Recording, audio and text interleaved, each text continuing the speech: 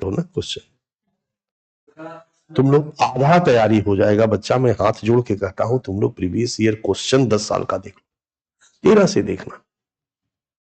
10 साल के क्वेश्चन की समझ इतनी तगड़ी रखो ना, हर विषय का स्कैन हो जाएगा यूपीएससी तुम्हारे दिमागों में।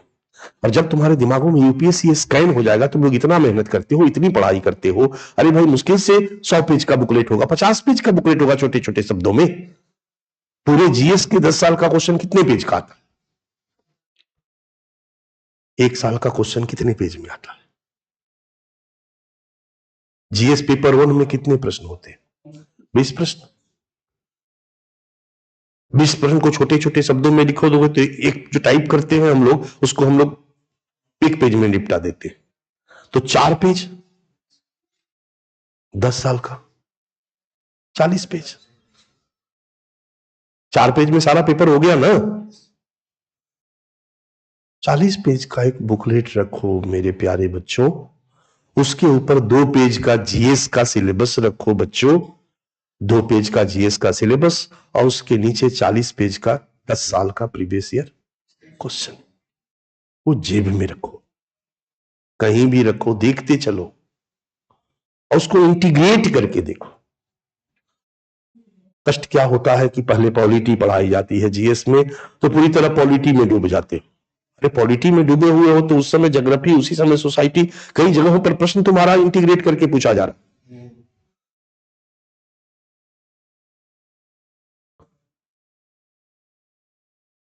वो क्षमता तुम्हें विकसित करनी।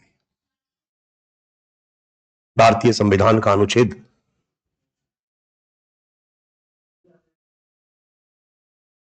244 जनजातियों के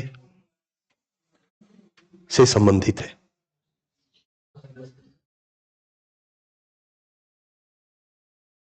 5वीं अनुसूची के,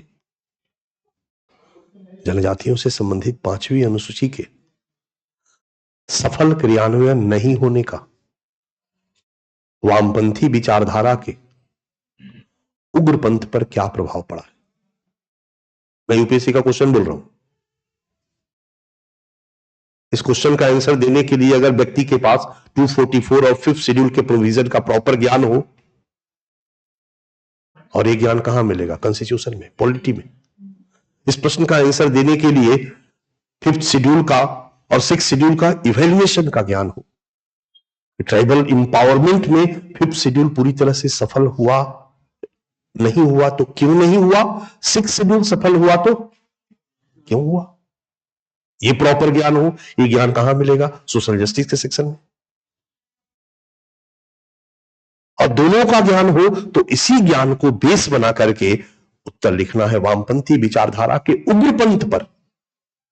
वामपंथी विचारधारा का उग्रपंथ कर दिया, अरे सीधे सीधे नक्सलवाद कह सकता था, वामपंथी उग्रवाद कह सकता था। वामपंथी उग्रवाद नहीं किया है यूपीएससी ने, वामपंथी विचारधारा के उग्रपंथ पर। वामपंथी विचारधारा का नरम पंथ भी है कांग्रेस पार्टी की सरकार,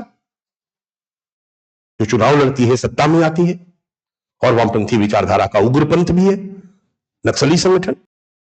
तुम नहीं समझोगे तुमको कितना बड़ा फायदा होगा, क्योंकि उससे क्या होता है बच्चा कि फिर तुम हवा में रहते हो, तुम्हारी अध्ययन की जो दिशा है वो भटकी हुई रहती है। अगर वो रहेगा तो तुम्हारी अध्ययन की बिल्कुल सही दिशा में, सही वे में जा रहे होगे।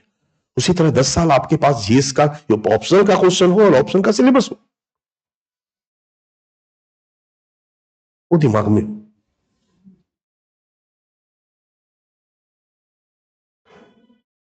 विचार, विश्वास, परमानेंट विचार, विश्वास, भावना, इमोशन, व्यक्ति का, इसको दुर्खिम कहते हैं व्यक्तिक चेतना।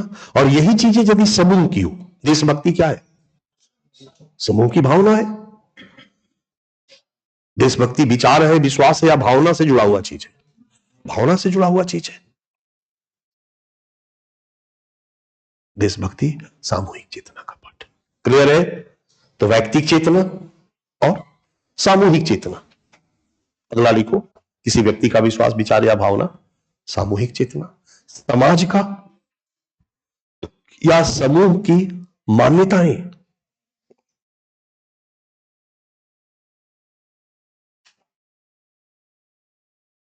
विचार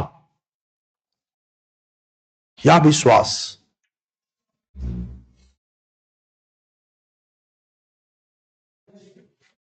ओके।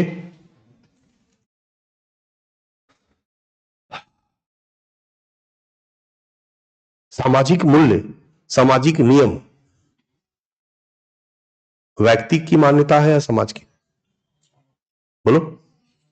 ये सामूहिक चेतना का पाठ होगा, हाँ या ना?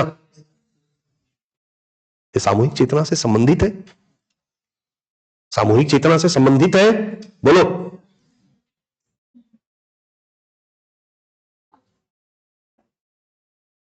अब सामूहिक चेतना, व्यक्तिगत चेतना भूला जाओ। दुर्खिम को पढ़ रहे हैं तब हम लोग आते हैं, दुर्खिम का संबंध ज्यादातर किससे है? सामूहिक चेतना से, समाज से, समाज पर बल देना है ना। सामूहिक चेतना भी दो तरह की। अब देखो, दुर्खिम का पूरा कंसर्न किस पर बल देता है? व्यक्तिगत चेतना पर या सामूहिक चेतना पर? डन। अब सामूहिक चेतना के भी दो पार्ट है बच्चा, अंदर वाला और बाहर वाला।